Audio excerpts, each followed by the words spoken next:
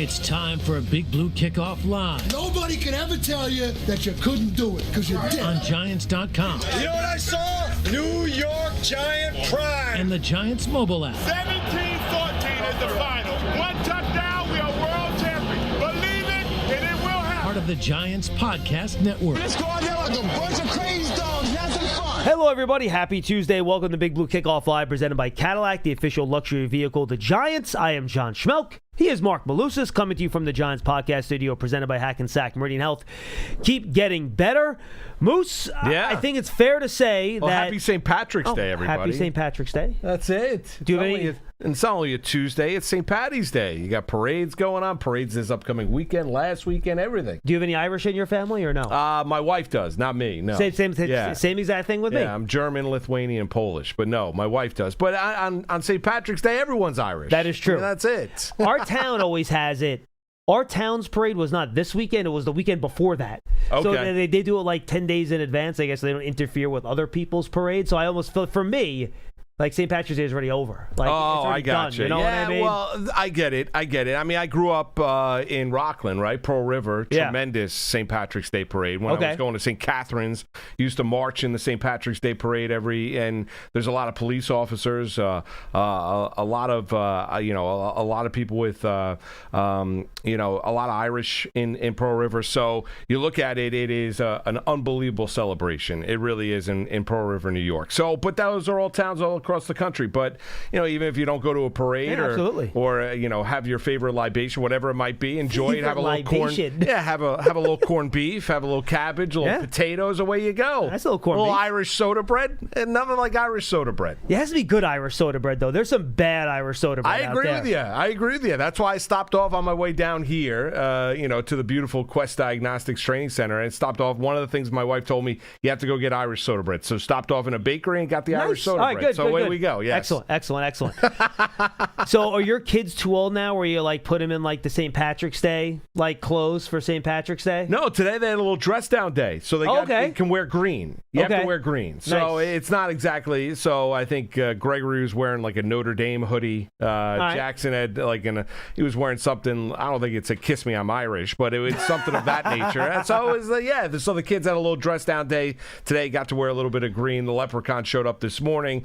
So they had their Lucky Charms this morning and also a little candy. So away we go. Oh, okay, a little candy to start the day. We do it up in the Malusis it. household, Johnny. I'm wondering if I might see one of those old green Nate Robinson Nick jerseys at the game tonight that I'm going to. You might be, yeah. I might actually, right? You might see one of those. I don't think there's any doubt about it. We'll see. It'll be fun. Hopefully, bring you back to the days when he won the dunk contest. Hopefully, Tracy Morgan will be more in control on St. Patrick's Day than he was in the Knick game last year. That's true. If you recall. I do recall that. That you bring it up, I do recall that. Not pretty. No, not pretty at all. I think it's fair to say that the first wave of free agency is in the books. Yes. So we had a big trade today. Let's touch on that first. I think it's interesting. The Broncos send a first-round pick, a third-round pick, and a fourth-round pick to the Dolphins. They get back the Dolphins' fourth-round pick in Jalen Waddle.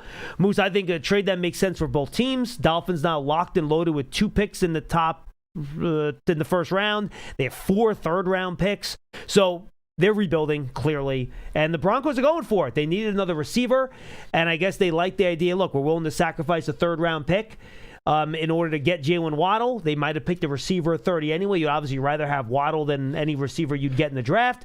And the third-round pick was worth the price of admission to make that move. Yeah, I think it works. I mean, I think you're going to have a new play caller out there in Denver this year, and Davis Webb. Yeah. Obviously, he's taken over and been handed those responsibilities from their head coach, Sean Payton, who's been a tremendous culture changer out there with the Denver Broncos. Familiarity, obviously, with the Giant organization here. It was successful in New Orleans, been successful in Denver, and it's been a long offseason for the Broncos, right? Coulda, woulda, shoulda if Bo Nix doesn't get hurt before that AFC Championship game, or you don't get the blizzard in the second half against the New England Patriots.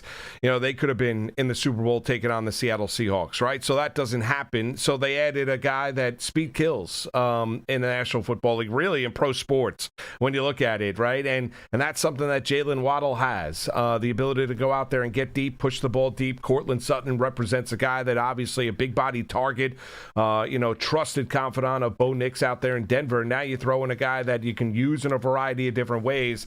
And now with Webb and Peyton out there in Denver, with Nix overcoming that ankle injury, now you got a guy that in Waddle that, as we saw with McDaniel down there in Miami, you can use in a variety of different ways. All right, the Giants, they've made a lot of moves. We've talked about a lot of them here already. Yeah. One that I haven't touched on yet. I want to touch on that first before we get to what our main topic is today, and that's kind of looking at where the Giants roster is now, comparing it to last year, seeing where they're better, where maybe they can still use some help, but just have you gotten a decent amount of improvement from last year to this year?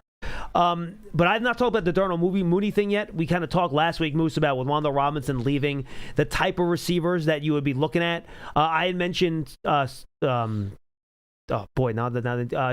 just signed with the 49ers. He was with the Texans before then. Christian Kirk. Thank you. Kirk. So I mentioned Christian Kirk as the type of guy we're looking for, and I think the contracts are going to end up being similar. Giants end up bringing in Darnell Mooney. Pending a physical, they've agreed to terms with him, according to reports, and then Calvin Austin III. So they kind of bring in two guys that can play the slot, not the heaviest. Both guys have a lot of speed. And Darnell Mooney's had two really good years in his career, 2021 and 2024, 900 and 1,000 yards in those 2 years. And I think Mooney at his absolute best is very similar to what Wan'Dale Robinson is, right? In terms of the type of player, how good he is.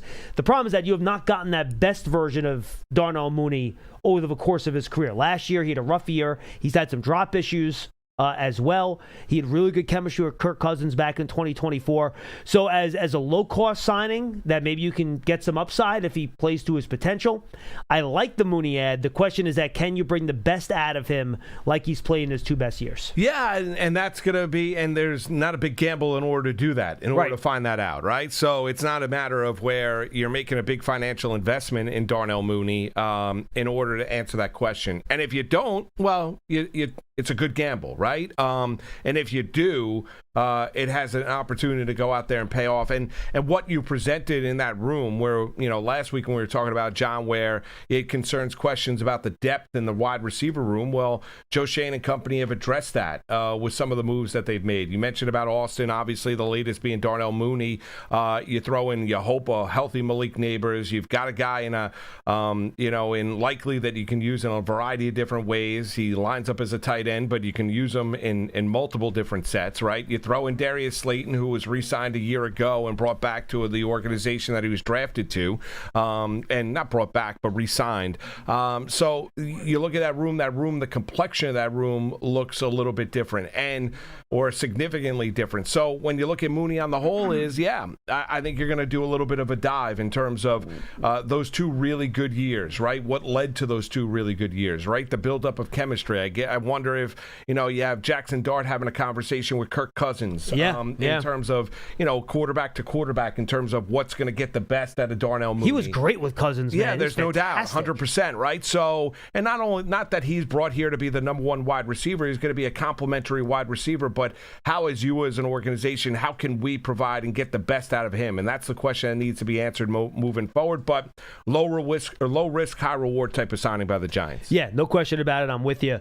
So let's start with the wide receivers then. Yeah. And when we talk about where the Giants have maybe made improvement, is it static? Quarterback room is pretty much the same. Russell Wilson obviously not here anymore, but Jameis Winston's still here, so that's a wash. Running back room has remained identical. They bring back Devin Singletary. Tracy Scadaboo's still here, so that's a wash. And again, we're talking in terms of talent here, not in terms of health and things of that nature. So look at the wide receiver room now, Moose, and I think this is interesting. So you lose Wan'Dale Robinson. Obviously, how good this room is going to be largely dependent on how healthy Malik Neighbors looks next year and how well he plays and whether or not Darius Slayton can have a bounce-back year.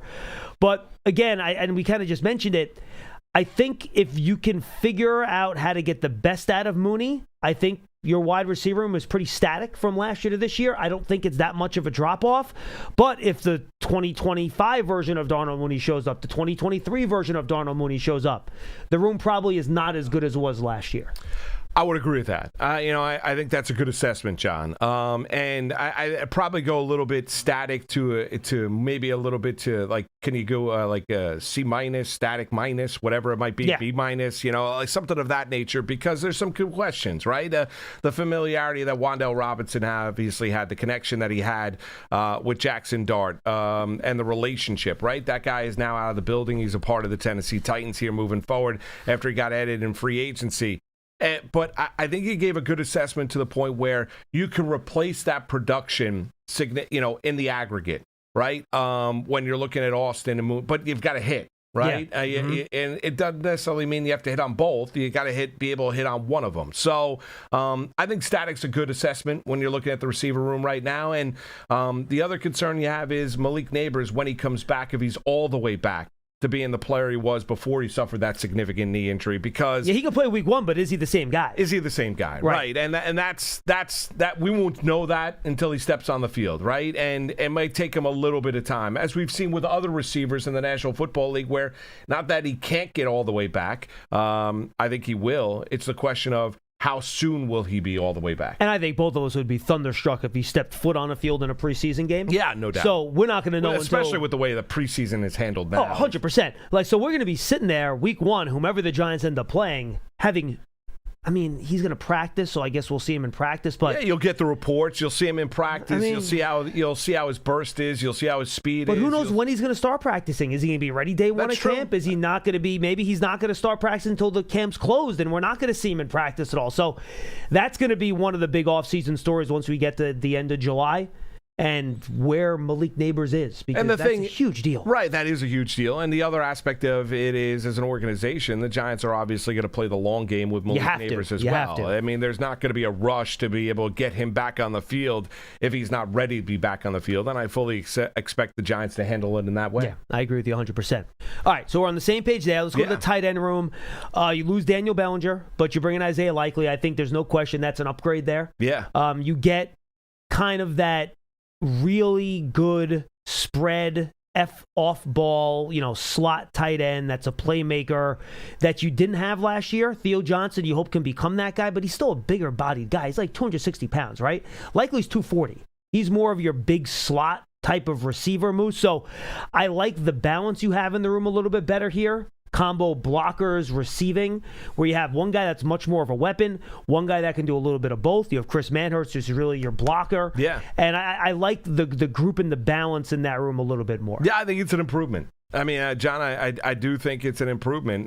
We're both really excited about what Isaiah Likely is going to provide to the Giants. If everything goes right, he stays healthy, limited opportunities with the Baltimore Ravens, given the fact that, the looks or, the targets were, really kind of modified due to the fact that the focus of that offense from the tight end position was focused on Mark Andrews, right? And he was the trusted go-to guy for Lamar Jackson, as he should be. Andrews is an unbelievable Hall of Fame caliber tight end of what he has shown you down there in Baltimore. But now it presents a little bit of projection of what he can be here with the Giants. But I think he gave a great assessment. I think it could even take a greater jump if Theo Johnson can get over the dropsies. Because of the aspect of what he provides physically at the position, and you mentioned a guy that can do everything, and we have seen him be able to separate and gain separation from the tight end position and be able to kind of high point the football, or even when the football is basically placed right there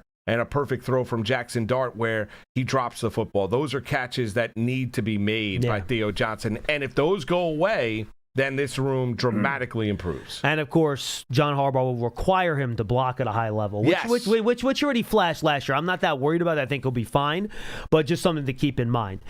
All right, the offensive line, Moose, I kind of look at this as a TBD situation. No doubt.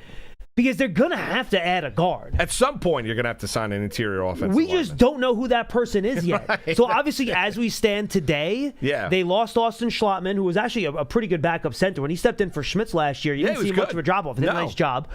But Greg Van Roon's not back, and they haven't brought anyone else back yet. And Jermaine Illuminor obviously was returned. So, they didn't really add anybody, and they lost, or they haven't brought back one of their starters yet. So right now, not as good, but you have to think, whether it's in the draft or in the second or third wave of free agency, that you are going to have a guard added here. So this is a TBD for me. Yeah, and there have been reports of them chatting with individuals, talking to people, but nobody has been, unofficially or officially signed as of yet. And so waiting for the cost. Right, exactly. No doubt about it. Cost-benefit analysis in a salary cap world. So that's what you got to go out there and do. So basically, this is the equivalent of like us online, and you see something you want to buy, and you're like, well, that's going to go on sale at some point, right? At some point. And like every couple of days you check back, is it on sale yet? Yeah. Is it on sale yet? No is it doubt. on sale yet? Is it on sale yet? That's the holiday season. And that's pretty much what's happening right now with the Giants and guards, I think. No doubt. I think of the four that are returning that you lean into. Thomas is unbelievable when he's healthy, at the left tackle position. You know what you get with Runyon. John Michael Schmitz has overcome some of the, I would say, power concerns, or him, getting, knocked around by power. We've seen steady improvement, We've seen improvement with him when it comes to that. And obviously, Illuminor is coming off a really good season, and we love the contract that he signed. That was very, very favorable to the organization, given the fact that you thought that there was a team that was going to overwhelm him with money in the offseason. They're going to add somebody. There's no question about it. And then you look at the depth of the team. You look at Marcus Bowe, and you look at what you saw from him a year ago. And he could potentially be a long-term solution at one of the positions that we're discussing. So, I think it is a TBD, John, to figure out exactly who that other starting guard is, and who exactly is brought in by Joe Shane and company. I'm with you. All right, let's go to the defensive line room, Moose. The Giants have not really added anybody on the defensive line, and Nacho, Rakeem Nunez-Roches, has walked out the door. So it's hard to say that just from a talent perspective, the line's not a little bit worse. Now, you hope it gets better, and I'm going to throw Abdul Carter into this mix too, because they're on the line of scrimmage, right? You hope Darius Alexander gets better in his second year. Abdul Carter gets better in his second year. I also think this is a situation where you might get another ad at some point on the defensive line. So maybe this is, right now, not as good. But I think it is a TBD, because I do think you're going to add another player at this spot, whether it's in the draft or free agency. Well, I would agree with that. And then I think it's a case of where you could see improvement of what version of Dexter Lawrence do you get in 2026 great point. as compared to 25, right? Are you going to get the version that we saw in 24, right? Or are you going to get one of the best interior defensive linemen, not only great against the run, but the ability to go out there and create pressure on the quarterback, right? So those are aspects of it when you look at that defensive line. But I would agree with you. I think when you look at the overall in terms of depth of the team, taking a little bit of a hit, not a significant one, and not one that can't be replicated here, whether it be in free agency at some point in time or whether it be in the NFL draft. And it should be noted that the draft and free agency, or the draft hasn't happened yet, obviously, and free agency is not over yet either. No, there's still it's a lot not of guys over, right. out there. So oftentimes you have guys signing not only in beginning of April, but May, right? June. The guys that are out there now have got questions about them. Correct, right? of course. I mean, that's it. Whether it be injury, whether it be age, whether it be how much do they have left on the tire, what are we willing to pay for now, or most it's veterans that just don't want to do the off-season program.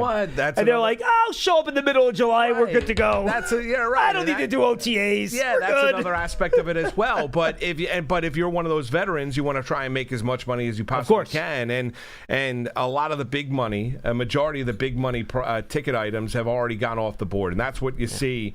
When that period opened up on Monday afternoon before the start of the official league year last Wednesday at 4:00. Yep. All right, let's jump to linebackers here, Moose. And I think this is a bit of an upgrade. I think, Okereke is a good player, but he was a little bit lighter. He's only about 230 pounds. Good sideline to sideline, but the last 2 years his play has been a little bit more up and down. I understand why the Giants decided to move on. He had some bright moments, but then some not so bright moments. And I think Edmonds is just a more well-rounded linebacker, more of a thumper, bigger, more physical. He's going to be better against the run between the tackles, I think. Taking on offensive linemen, making those types of plays, which is where the Giants really need to make that type of improvement. So I'm going to go Giants linebackers, better.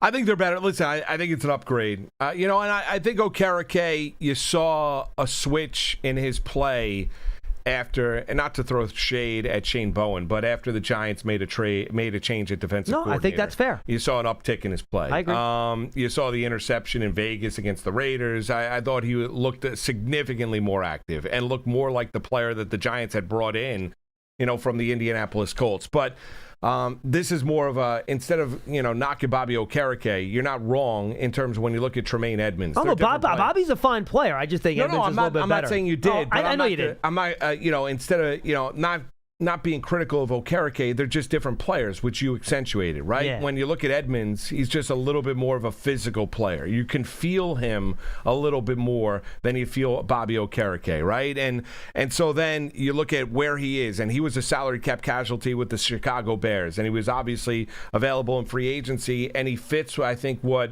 the Giants defensive coordinator and John Harbaugh want in their linebackers here moving forward when you're looking at Tremaine Edmonds. And I still think he's got game left in him.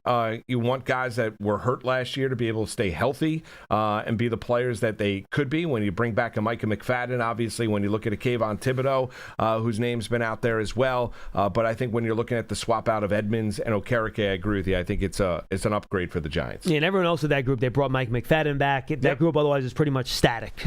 Aside from that upgrade. So, again, those two would like to stay healthy. McFadden suffered the season-ending injury against Washington, and obviously Thibodeau, when he's been healthy, he's a starting linebacker in the NFL. Yeah, 100%.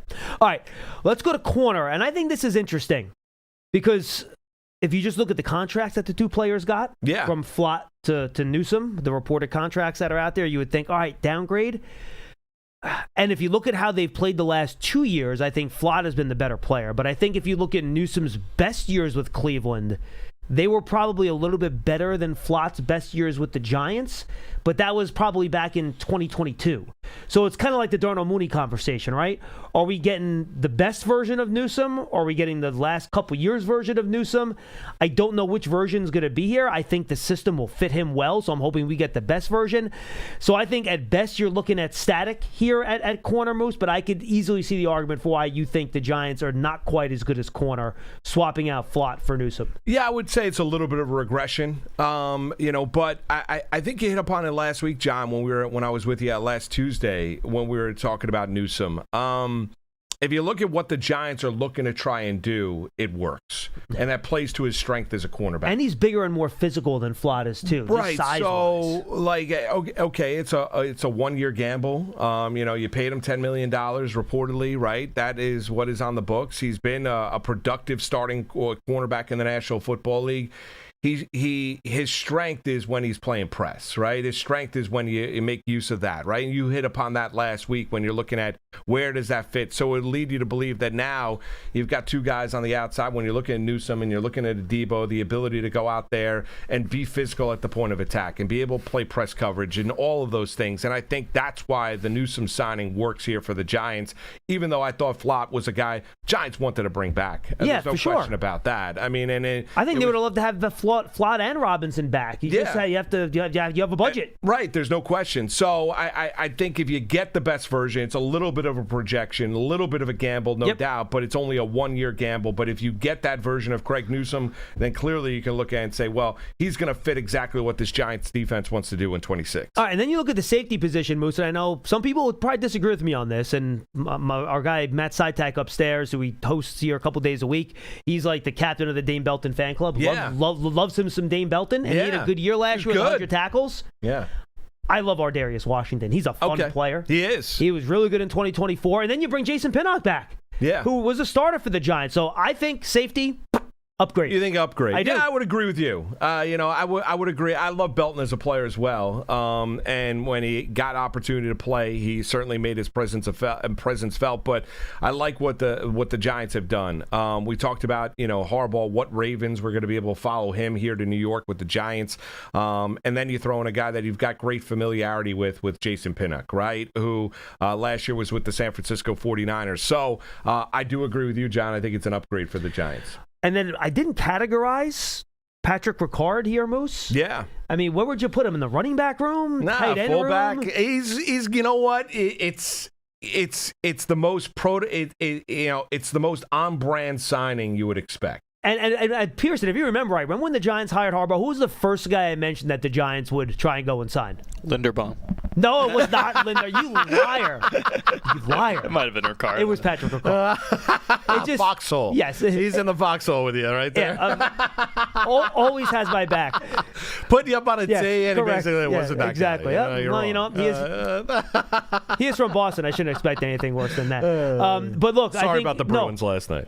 Moose, I'm with you. Ricard is just like, you want to make a team play like a John Harbaugh, like a John Harbaugh team. You're bringing the 300-pound fullback. That's what you do. And he's going to use them, and, and that's the other aspect of it too, right? And he's going to use them, and as he was used down in Baltimore, and that's what that. So, I don't think I think he deserves his own delineation. I don't think he's in the running back room. I think it's Patrick Ricard. He's different than everybody else in the National Football League. Ricard, by the way, was in the tight end room in Baltimore. Yes, that's just for the record. But he is he's going to be used in a lot of different ways by the Giants, and I think you're gonna feel his physicality, and kind of sets a tone in terms of what Harbaugh's looking to do here in New York. So here's the thing. Here's how I look at Moose. I think right now, with still a lot of work to do, with free agents still out there and the draft still upcoming, I think you're probably looking at the Giants maybe static. I think a little bit better than they were where they were last year roster-wise, but given the fact you're still going to have a premium addition to pick number 5, you pick 37, you're going to get a good player. I still think you can add a couple pieces up front in free agency. I think pretty good chance. You know why they're better? Well, the coach. Yeah. Well, yeah, obviously. Well, I mean, that's why. Yeah. I mean, and so... And again, I think the pieces they add fit what the coach wants to do. So I think you're 100% right. I'm with you on that. Right. So I'd give them a little bit of an uptick in terms of... now, if you want to just say, okay, take coaching out of the equation, and you're just looking at the roster on the whole, right? As we do this exercise on this Tuesday at the Giants facility, I think a little bit of an upgrade. I think you make the argument there that there's an upgrade to this roster. I think there's an upgrade in special teams when you're looking at the punter. I even bring that up. Good point. I forgot about the punter and the field goal kicker for that matter. So I think when you look at special teams, which is important, which is bread and butter, and when you look at teams that are really good, special teams is on point. It was a huge issue for the Los Angeles Rams this past year all season long. They couldn't rectify it. Ended up costing them up in Seattle against the Seahawks. So that's something you want to be good in all three phases. We focus a lot on offense and defense. You obviously want to be great in special teams as well, and I think the Giants are drastically improved when you're looking at some of their specials. And offensively, you mentioned it, and I owe you a lunch in terms of Illuminor being at the top of the list, and the Giants brought back their big right tackle. They lose a couple pieces in free agency, but they're able to replicate the production. Maybe not long-term answers, but in the short term, in 2026, you could see a pathway where their production can go out there and be replicated in the here and now. So I think the Giants have had a really good offseason up until this point in time, and I would say overall roster-wise, taking coaching out of the equation, John, I would say the roster's improved. I agree with you. I'm with you 100%, and I think when you add the fact that you're trying to fit them into a John Harbaugh system that knows how to use these players, I think you do get an added effect there. So no doubt. Coaching matters, That John. will boost the talent's impact even more. Right, that's it. I mean, and it's one thing, to sign a player, draft a player, you got to go out there and have a plan for those players. How does it all fit, right? How do all the pieces fit, the puzzle pieces fit? It's a force multiplier. Yeah, right. And so, and then you throw, we see it all over the place. You saw it in Jacksonville this year. You saw it in New England this year. You saw it in Chicago this year. We talked about and opened up the conversation today talking about Sean Payton, right? There, Andy Reid in Kansas City. Yes, you have to have Mahomes, the quarterback, but you also have the coach in place that sets the tone and the culture, and that's why the Giants were so aggressive in going out and getting John Harbaugh when he was let free by the Baltimore Ravens and was let go. So the coaching and this staff that took a little bit of time to be able to put together, I think is going to have a big-time impact on this team in terms of what are the expectations moving forward, what are the expectations you individually, and how do you fit as a piece in terms of us ultimately winning games, because that's what it's all about. No, with you 100%. Don't forget, folks, to download the Giants TV app. It's on all your smart TVs, Apple TV, Roku, Amazon Fire TV, Giants mobile app. Video content, all of our shows that we do here, on demand, direct to Big Blue fans, game highlights, you name it, go check it out. All right, you guys have been waiting patiently. Let's get to the calls. Let's start with Edgar out in Arizona. Edgar, you're on Big Blue Kickoff Live. What's up? Wow, John and Moose, you guys are amazing. You guys should have your own show. We do. Yeah, that's it. We're here. You're watching it right now, bro. That's it. Every day, though, 5 days. I retire in July, and I'd love to listen to you guys. Find someone to pay us to do it. We'll do it, Edgar. No, sounds good. Sounds good. I have an idea. It's a little off the wall, but that's what the offseason is for. I have an idea of trading Neighbors to Kansas City for those 2 first picks. What do you think of that? So that would be picks. Let me just make sure I had the picks 9. right before I say it's a bad idea. 27. 9 and 27. No, I would not do that. You can get Styles and Downs, or you could get Love and Styles. How are you getting both those guys? Because you make it 5 and 9. I got you. 5 and 9. I love the creativity. I don't think I'm not interested in taking away my best weapon from my second-year quarterback. I totally understand, but he's going to be a diva. He's going to ask for a ton of money. If you look at Harbaugh's teams in Baltimore, they didn't have a stud number 1 receiver. It's run the ball, hit your tight ends, and play good defense. Right, but everything's going to be different. I mean, not one is the same. He also had one of the most electrifying quarterbacks in the NFL, right? And that could beat you with his arm. And obviously, earlier on in his career was unbelievable running the football in Lamar Jackson. So it's going to look different here. And here's the other thing, Edgar. When you look at it, say for argument's sake, you make that trade. Well, I guarantee you this then.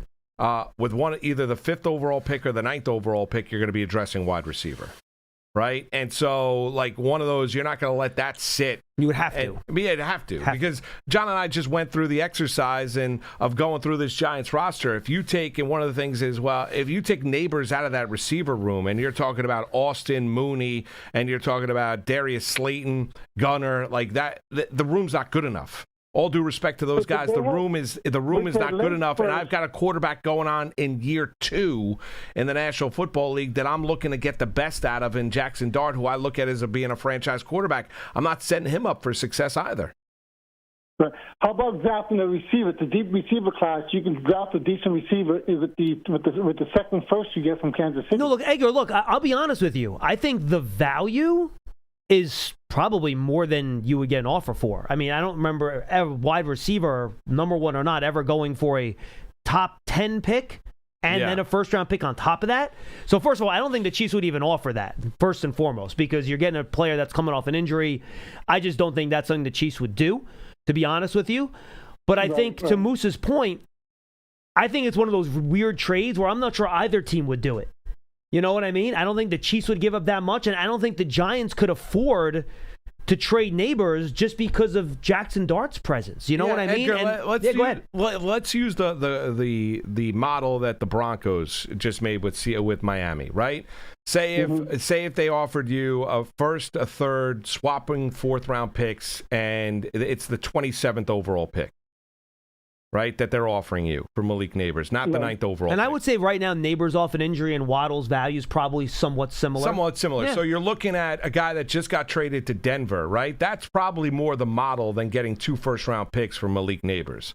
And I don't think Kansas City is looking to give up the 9th overall selection. No. I don't. And it would have to take an unbelievable player in order to get that selection. I don't think that's happening. Listen, they'd love to have Malik Neighbors, and I get the creativity you're looking for. I don't think you're getting the 9th overall pick. I think it would be more likely the 27th overall pick. Correct. And then I wouldn't do it if it wasn't the 2 picks, and that's why I said off the wall. But Neighbors is a great talent, and I wouldn't trade him for anything less than those 2 first, and just try to build a real strong defense. And again, I love your creativity, and I think the value you're getting back is actually really good in your proposed trade. I just don't think the Giants are in a position where they could trade that receiver. And you mentioned how the Ravens never really had a number 1 wide receiver. Well, they tried to find one. They drafted Zay Flowers in the first round. They drafted Rashad Bateman in the first round. You go all the way back, and they drafted Brashad Perryman in the first round. So John Harbaugh was constantly trying to find a first-round wide receiver to be that number 1 wideout. They just didn't do a really good job drafting guys early in those first rounds to find that guy. So I think he would love to have a Malik Neighbors. They just weren't able to find one in Baltimore, probably mostly because they were never picking in the top 10. Right, and Edgar, thanks for the call, Edgar. Thanks a lot for the call, Edgar. I think the other thing with Neighbors that you brought up in terms of him complaining, I think he's a competitor I think he wants to win. We haven't seen that yet, really, right? No, you have not. I think you're painting Neighbors in a light that he shouldn't be. I agree. It's a great point. So, I think frustration happens when you lose, and sometimes, we all go through this maturation experience when we're younger. Sometimes you don't necessarily express it in the right style and form, right? He is not A.J. Brown, and the issues that the Philadelphia Eagles have had at times with A.J. Brown, where hopping on social media, he really is not. He's not even Odell in his first 2 years here. So Malik Neighbors has been a guy. He's one of those guys that you want on your team. He's a big-time competitor, and he wants to win. I mean, that's ultimately what the biggest thing is. He wants to win. There's not famously like Jimmy Johnson with Emmitt Smith down in Dallas, where Emmitt was constantly looking at his box score to make sure he had the touches and the yards after games, and he had to keep Emmitt happy, right? This is not that. Like, Neighbors wants to win. I think I think painting him in the light of him being a prima donna, I think that's unfair. Fair enough. I'm with you. I agree. And again, it's just those guys are hard to find. I mean, there's a reason the Broncos just traded a 1 and a 3 for Waddle. Right. It's because he's top. I mean, Pierce just got signed for $30 million a year. He's had one 1,000-yard season and has never had more than 60 catches. Right, and you look at and there's other teams at different stages as well, right? So you're looking at the Denver Broncos. They made that. They realized the landscape here. When you're looking at the complexion of the AFC, you have Mahomes coming off a torn ACL and a big knee injury. The Patriots are only going to get better. You look at the Buffalo Bills going into a new stadium. They still have Josh Allen, Burrow. They hope in Cincinnati stays healthy and remains a Bengal out there long term. And the Broncos have taken a little bit of a hit defensively here. So they need to get a little bit more explosive offensively. And they had a guy in Jalen Waddle that obviously has got big-time speed and showed big-time playmaking ability, being that secondary wide receiver down in Miami to Tyreek Hill. And he's going to be, that secondary wide receiver out there in Denver, but plays the game differently than their number one in Cortland Sutton. Let's go to Steven in Austin. He's up next. Steven, what's happening? Steven going once. Steven going twice. Put him back on all peers and see if we can get him back up. In the meantime, let's go to our buddy Tim in Charleston. Tim, what's happening, pal? Hey, John and Moose. How you doing? Tim, what's going on, man? What's up, Tim? Oh, no. All right, Tim, call right back. I'll make sure we get you back up. Do we have Steven back yet there, Pearson, or no? All right, let's go to Henry in Virginia in the meantime. Henry, what's going on, pal? Hey, good afternoon. Thank you for taking my call. Thank you for calling in, Henry. What do you got? Yeah, look, I've called before. I wanted to talk about the draft, the upcoming draft, and there's a great opportunity that the Giants have, and I think it may get past them. That is Jeremiah Love. And the reason why I'm saying that is he reminds me so much of Marshall Faulk. Yeah. Yeah, I can see that. You remember when Faulk was with the Rams, they lined him up everywhere. Yeah, I can see that. He was out wide. He was in the slot. They put him in motion, and you could do the same thing with Love, and he wouldn't need more than maybe 10, 11, 12 carries in the back and from his back position, and you could keep him in the game. Okay? And plus, if you want to be a Super Bowl contending team, you've got to have great talent on offense. The Giants won in 2007 because of Plaxico Burress. Now, he didn't get necessarily to the playoffs. Just saying. But they won the championship because of Burress. No, 100%. Uh-huh. Yeah, no, I'm with you. Great. I think a top wide receiver is certainly critical to winning a Super Bowl. Embarrassed Al Harris in that NFC Championship game. Yeah. You've got to have a real – look, the reason why Harbaugh was so successful down in Baltimore, one of the reasons was Lamar Jackson. He wasn't high in the draft. All right, Henry, I will say this. Because somebody called up last week and made this argument, and I started twitching because I was having 2018 flashbacks. But I will say this. I thought about it over the weekend. And if the argument you're making to me is that not just the best running back, but the best offensive player, period, in this draft is Jeremiah Love, and if your goal here, after going heavy defense in free agency, is to pick the player available that you think helps your second-year quarterback the most, Yeah. that's an argument. Again, I'm still not sure I'm 100% behind it, but that's an argument that I can at least be like, all right, I get the thinking there because you want a player that's going to help your second-year quarterback the most. Yeah, there's, and it's and you know why? Yeah, and you know why? What's it's that? Because with Love on the field, you can't knock out other things. You got to look at him. He's a threat to go all the way every time he touches the ball. Oh, he's great. His moves are unbelievable. Okay, so you're putting yourself in such an advantageous position, and you're setting things up for Dart. I'm going to get off the phone, but I just wanted to Thank you, leave that Henry. thought, though. No, I appreciate it, man. Henry, thanks a lot for the call. There's good. It's good. I would say this, John. I would be surprised if the momentum or the conversation around Jeremiah Love doesn't continue to build as we get closer and closer to the NFL draft. I'd make this argument. I was talking about the other day that when Gettleman made the selection of Saquon Barkley, there wasn't this there wasn't the confidence level at that stage. Like, if you look at, not just being honest and fair, right? And there was criticism, and there were a lot of skepticism in terms of where the Giants were going and stuff like that, right? So, well, the problem you ran into, I think, and this is generally speaking, 2016 was great. 2017 was a disaster. And I think the calculation was, you get a better coach in here, you'll look much more like the 2016 team. And that was a poor calculation. No, it was a bad calculation. Right? It was a poor calculation. Right, and you could look into it. There was a kind of an overestimate of where the Giants were. When they went to the playoffs 4 years ago, right? In terms of for sure. Right, so and sometimes you lean into the success, but which is hard not to do. If there's ever a time for an organization, and for when we're talking about the Giants, who drafted Saquon Barkley second overall, with the amount of belief that there is now with the head coach and John Harbaugh, to take a running back fifth overall.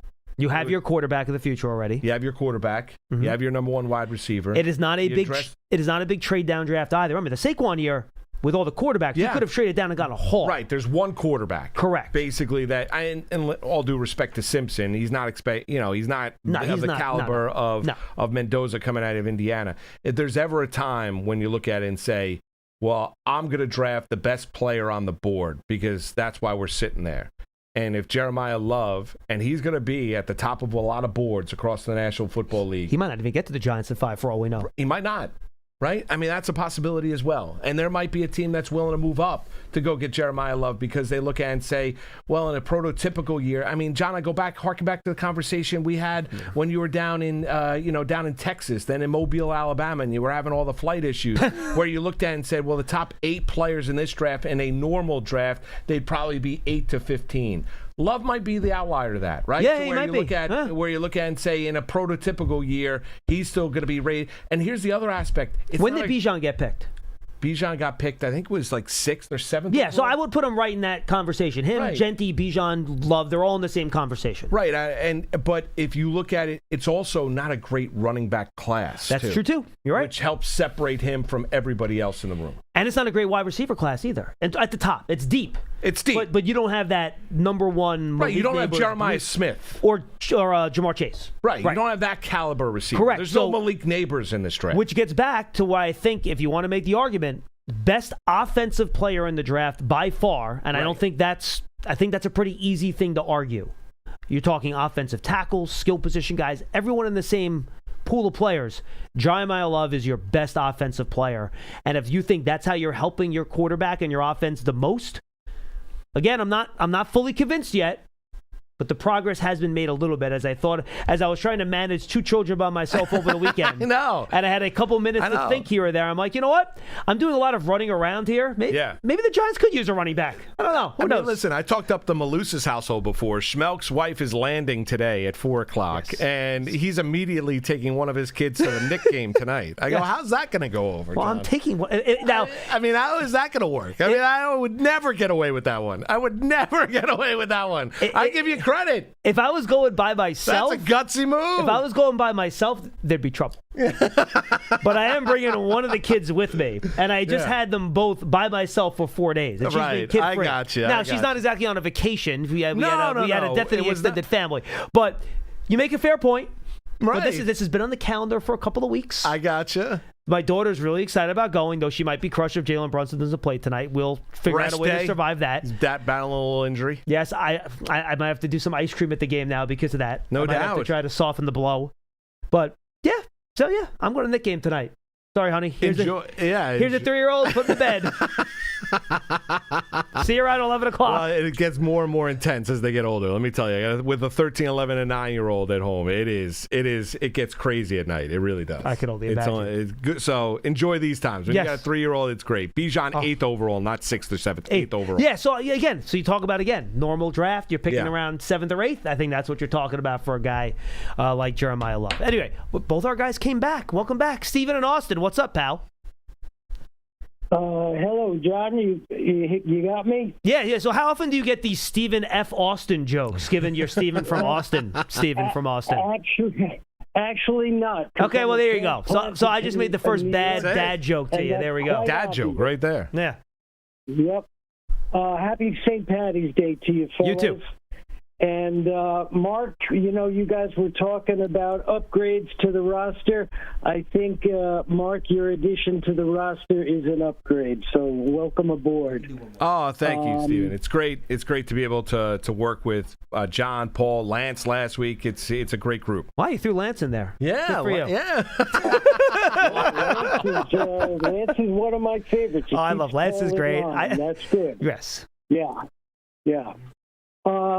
I haven't called for several years now. The last time I called, John, it was you and Feegs, and I told you that I have been with the show since before you guys had video. That's right. Audio only. Feagles went off on a tangent about stories about being down in the bowels of the old stadium, and he went off on a tangent for a while. That sounds about right. Talking about the old days. That sounds about right, Stephen. Well, I appreciate you still being with us. What do you got for us today? You were going through and talking about upgrades to the various positions, and I do appreciate Harbaugh being a special teams coach, bringing in the punter. That's terrific. Bringing in the kicker, who was hurt last year, but good credentials from before that. But I think we've made a big mistake. At this point, we think our special teams are going to be better, but we let Casey Kreider walk. And when the long snapper is key to both your punter and your kicker. And the Giants have not brought one in yet, so that is still a gaping hole on the roster. They do not yet have a long snapper, Steven. You're right about that. And that can, and I've been, I keep my eye on signings, and I see teams are signing their long snappers, and those guys don't grow on trees. So if you don't have a good long snapper, you can really diminish how effective your punter and your kicker are going to be. So to me, that was a big mistake, and letting him walk, because long snappers don't make a lot of money in general. So did he get what, $400,000, $600,000 to go to Arizona? I mean, why do you let him walk? The only thing I can think he actually got $1.3 million to go at Arizona, which is not a lot of money. No, it is not. Good Iowan. So the only thing I can think is that they're trying to get the long snapper from Baltimore, who they're familiar with, which would be good, I think. But right now, not having a long snapper and having to find one, to me, was a mistake, letting him walk. I understand where you're coming from, Steven. I do have confidence that John Harbaugh and Chris Horton will be able to identify a good enough long snapper, and I think they'll figure that out. He's not wrong about the timing of it. No, when he's it comes to punting, when it comes to kicking, obviously, and special teams and the importance. But I would agree with John's assessment, and is that don't worry, all areas of concern are going to go out there and be addressed. So, Kreider goes out and gets the $1.3 million that he got from the Arizona Cardinals, leaves in free agency. The Giants have an understanding of this, and they've created competition at place kicker. They've improved from all of our understanding. I mean, improved Stout was great last year with Baltimore. They've improved at punting. Now it's a question of, in order to get all that processes undergoing, you understand the importance of the long snapper. I imagine that's going to be addressed. I got to imagine they have their eye on somebody. I would agree with that. Whether it's in the draft or undrafted free agent, usually long snappers don't get drafted. So they might have some undrafted free agent that they have an eye on that they can make a priority after the draft. And there also might be a case where there's a competition in camp between a veteran and an undrafted free agent. Oh, and you let but that will be figured out and that will be addressed. Yeah. Anything else, Stephen? We hope.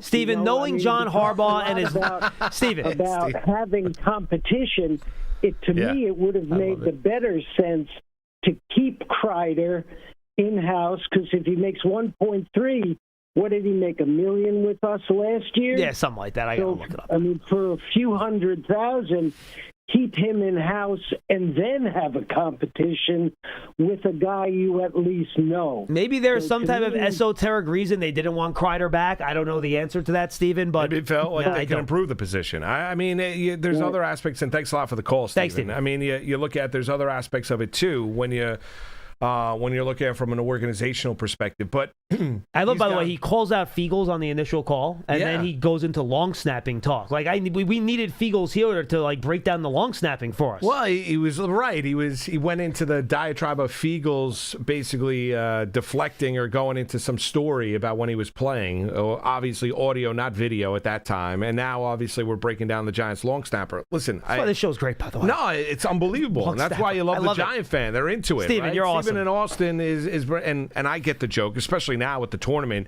right around the corner. Stephen F. Austin. But it's a dad joke. Yes. It's a dad joke. You're okay to make it. You're a dad. The Giants will address the long snapping concern. Yeah, trust me, John Harbaugh's not going to go into the year without having a guy he is confident at long snapper, especially given the importance he puts on special teams. They just basically gave out the biggest contract to a punter in the history of the NFL. They're not going to throw him out there with some guy that can't snap the football. So it'll be fine. All right, Tim in Charleston. Tim, happy to get back to you, pal. What do you got? Hey, John. Hey, Moose. Sorry about that. I was putting my second earbud in, and I must have hit one of those buttons. I don't know how to work on it. I get it. So, Tim, are you at the bar right now, or are you like out in the backyard? Where are you right now, Tim? I'm on my patio with a wool watch cap on and gloves. It's like 48. It was 37 when I got up this morning. It was a little chilly in for 2 weeks of 70 degrees and 3 days of 80. We got our last cold snap. So after this weekend, I can finally plant my my cayennes and my basil. But anyway, I didn't call to talk about gardening. So this is the first time, by the way, I've talked to you guys on Saturday mornings. It's my first time talking to you on BBKL. And so anyway, going into this off season, or as it come on us, going into free agency, I had some real serious concerns based on the money we look like we had to spend. Obviously, they've done a lot of creative things to free up money. And I made a list before the combine of what my priorities were. So I'm very happy with the amount and the quality of signings we had. Yeah. And I just real quickly want to run through my list so you'll see why. First on my list was signing Luminor. I thought he was the priority because I thought Flott and Robinson were more easily replaced. So I wanted to re-sign Bellinger, McFadden, and ultimately Van Roten. Now, obviously, Bellinger left, but I wanted to sign a receiver, and we got Likely, and then we got Mooney and Austin on top of that. I wanted to sign a corner, done that. My initial thought was at the slot to replace Robinson was moving high to compete with Olszewski, and then sign a veteran into the mix. But the way things are looking right now, especially if we draft a receiver, I think Slot ought to be putting up the calendar and starting to have his agent figure out what teams he might be able to go to after this training camp. Well, and Tim, by the way, I think it's up there now. I still have to tweet it out, but I talked to Brian Baldinger on the podcast yesterday, and he's saying he really sees Mooney as more of a slot than an outside guy. He's done both, so he really thinks that he's going to step in there and be that slot receiver right away. Yeah, and then to the draft, now this goes back. I've said this every year for the last 3 years, John. I'm like a broken tape recorder. Got to stop the run. So, signing the big-time linebacker, a bigger bruising linebacker is great, but I still want to draft Sonny Styles if he's there. If not, I want Downs. I don't want to hear about Love. I don't want a running back at the top of the draft. I'm happy with our room right now. And initially I said a wide receiver in the second round, but now I think we have more options. But I have a question for you specifically. Hawk? Yeah. If we were to trade down from pick 37 in round 2, how far down do you think we would have to trade down in the second round to pick up the third round pick? Do you have any, you have a chart that does that kind of stuff? Yeah, right? I don't have it in front of me. I would say somewhere between 50-ish. Okay, so that's not too bad. It's not to the end of the round anyway. It's like in the middle of the round. Yeah, that wouldn't be too bad. And in terms of Likely's addition and, Bellinger leaving, I think that Theo, as an inline tight end, if he blocks well enough, gives the offense more options with Likely as a slot tight end than Johnson outside and Bellinger inline. I just think there's a lot more options there because Theo is more of a big break-it-open player, and I think the offense should be more dynamic. And I didn't even count on getting a punter, a kicker, et cetera, et cetera. So I think Harbaugh's fingerprints are all over this roster already, and I'm excited for the draft. I'm sure we'll make a couple of other free agent pickups here to fill in a little bit of depth. But I'm very excited for the draft. And, guys, I want to thank you again. Oh, thanks for making the call. Always putting on a great show. One last little suggestion, John, maybe we could make the list. It would be awesome if you guys could put up on your website a little schedule of your shows, of who's going to be on during the week. Because, there are a lot of guys like me. I'll listen to it live sometimes, but I have to choose because I have to work too, I have to make money. So sometimes I'll listen to it on the archive.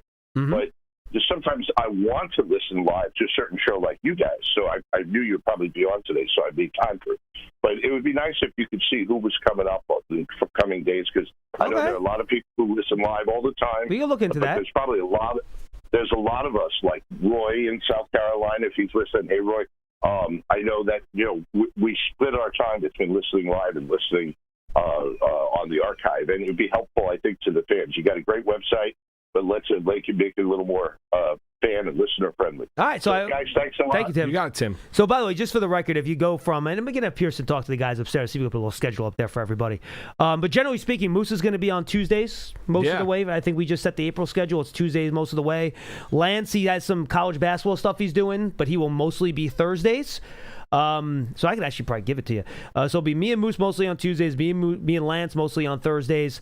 Sitak and Datino are kind of Monday, Wednesday, Friday in there, and then I'll slide in one of those 2 days as well. But we'll see if we can put a schedule up. Someone else also wanted, when Pearson does the YouTube, and he basically does like a rundown of the show, so you can go to different moments.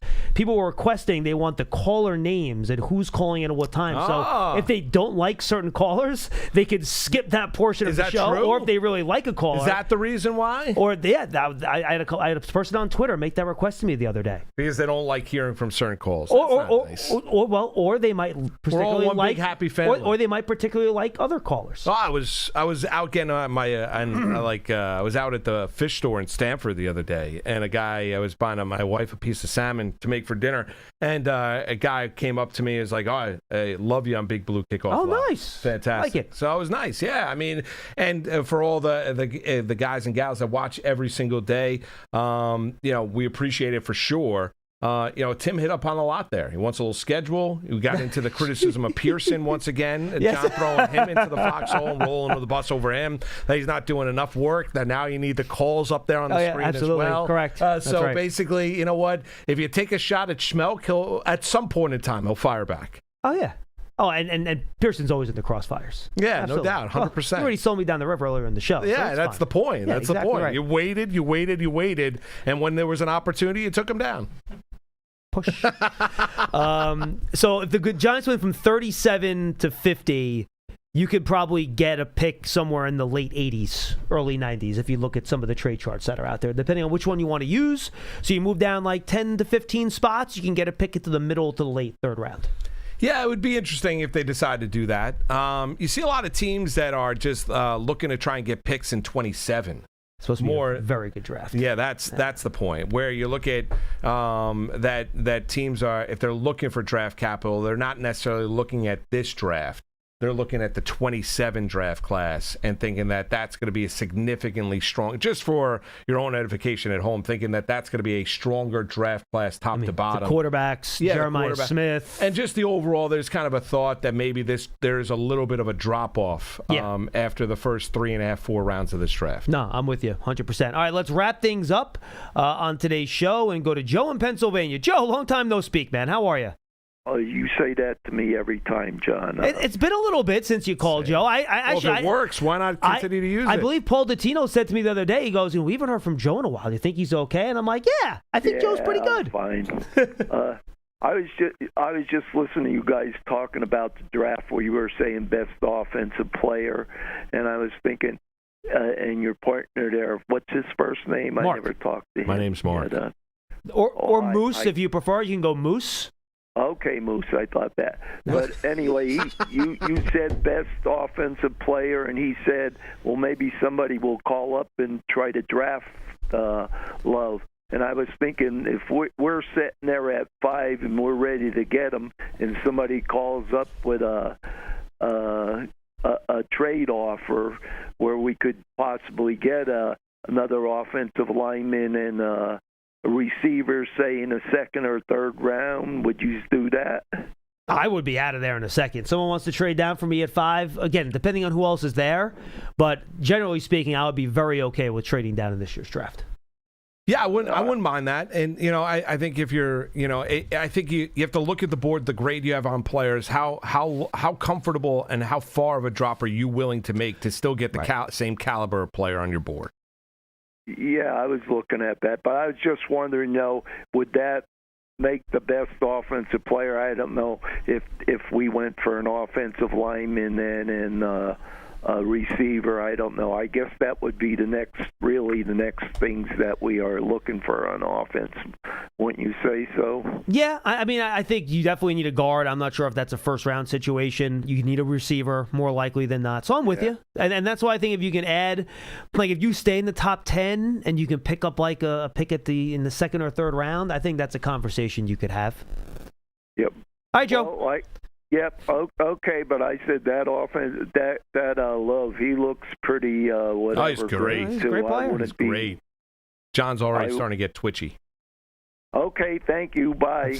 I'm not buying in yet, but I'm becoming more accepting. He might not even be there. No, he might not be. Like I could see Tennessee taking him. No doubt.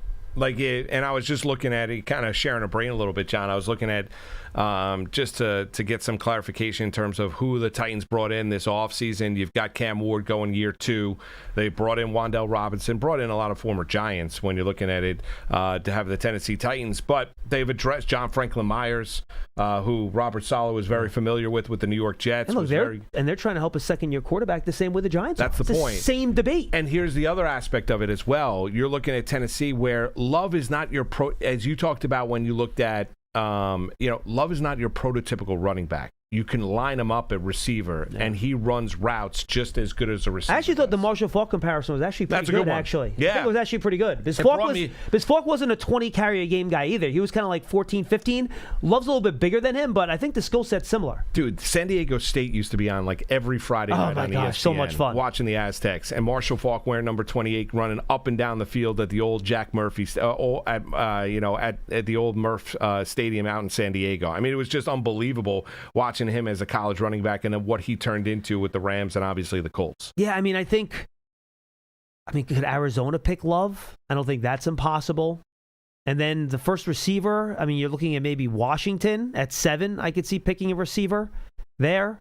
New Orleans at 8, maybe picking a receiver. Washington needs to visit like the Fountain of Youth. That's what they need to visit. They're a very old roster. They were old last year. They're still a little bit up there in age. They really are. But you look at, they could. I think it's an intriguing question because he's an outlier when you're looking at Love. And then the pushback that we've seen from teams or from fans of teams that draft the running back early on that don't want to see that. We've seen the running back bounce back the past couple of years in the National Football League in terms of their level of importance. I think an admiration for the big-time playmakers at the running back position. You're looking at Gibbs, Barkley with the Philadelphia Eagles. You look at those caliber receivers. Kenneth Walker was just the MVP of the Super Bowl with the Seattle Seahawks, who signed with the Kansas City Chiefs this offseason in free agency. I think Love is one of those guys where he's not Derrick Henry coming out of Alabama. He's not even Saquon coming out of Penn State. He's a guy that you can use in a variety of different ways. So before we wrap up here. And you know NFL teams love that. Yes, they do love that. They do. So we had the conversation about the callers earlier. Me and you have both screened, you more than me. Yeah. More calls than we could count. No doubt. Working at WFAN. Thousands of calls. We have screened thousands of calls between the two of us. You more than me. And you don't have to give a name. Was there a particular caller when you saw him pop up and when you picked up the phone and you heard the voice for the first time, you're like, oh, no, not again? No. Well, you just knew it was going to be like a diatribe. Like, you want to go into, like, you knew the call was going to go, like, Short Al, God rest his soul, in Brooklyn. Oh, yeah? Was a case where you just called Jerome. Jerome was Jerome would be, basically he'd be on the speakerphone. Screaming from like the other side of the room, I'm here, and then you go into the diatribe on, you go into his rant about the Yankees and be like, save it for the air. Yeah, correct. Like, I don't need to hear exactly what you're going to say, right? Correct. It was like the Wild Wild West. Guys would call up, you make sure you had to screen out the guys who were going to call up and basically Baba Booey. Right, Baba Booey, prank the call, Go Pat Go, the Buchanan guy. Like, there was the all Buchanan guy. Gosh, he was annoying. And then if you did a bad job screening calls, you heard from Chris and Mike, right? Yeah. How'd they get through? What was that? What do you know? You're not paying attention back there? Well, sometimes they tell you something different off the air than they say on the air. Yeah, really? You think? Yeah, that's it. So, but you get it. You want to. So your job there was to make sure, people were on point, that they were talking about the topic they were talking about. But there were, Doris from Rego Park. Like, you think about the legendary callers of WFAN.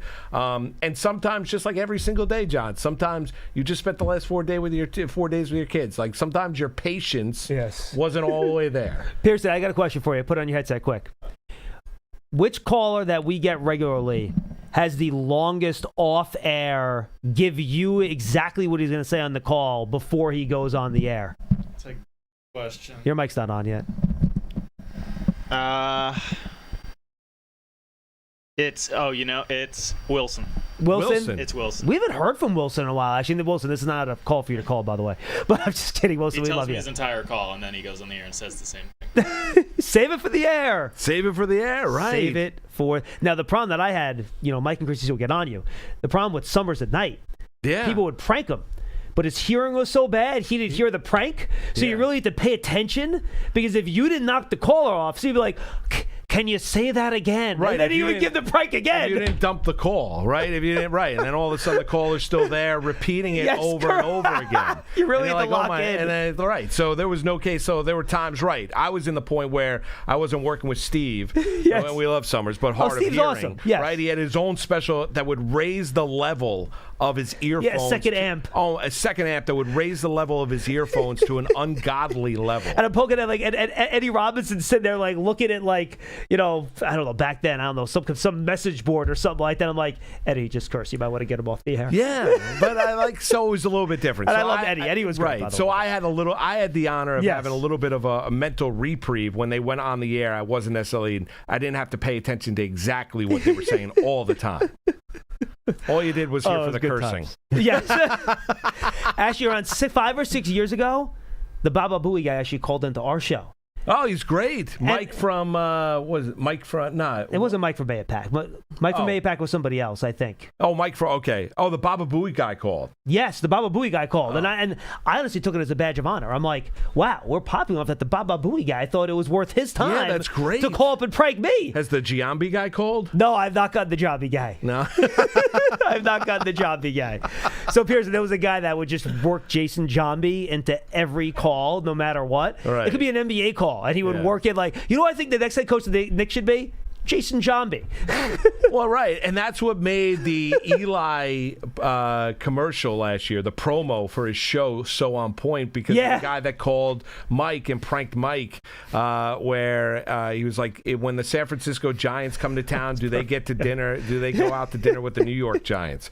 He's like, and then it's a great. You have to, if you have never watched on YouTube, I'm sure you have now after the Eli promo. But that's what made the Eli promo with Mike buying into it and Mike being a good sport so great. Oh, I forget. Unbelievable. He picked who is the Japanese pitcher on the Rangers? And then he ended up going to the Cubs. Not Keigawa. No, Keigawa was the terrible signing by the Yankees. He's actually still pitching now. And he goes, he's very close. And it was like with the Rangers goalie, he's like, they're actually best friends. I'm trying to remember the name of the pitcher. But it was, Mike handled that. Yeah, very well. Unbelievably well. Yeah. Anyway, we got to go. Moose, good stuff, my friend. You got it, John. That's Big Blue Kickoff Live, presented by Cadillac, the official luxury vehicle of the Giants. Coming to you from the Hackensack Marine Hill Podcast Studio. Keep getting better. We'll see you next time, everybody.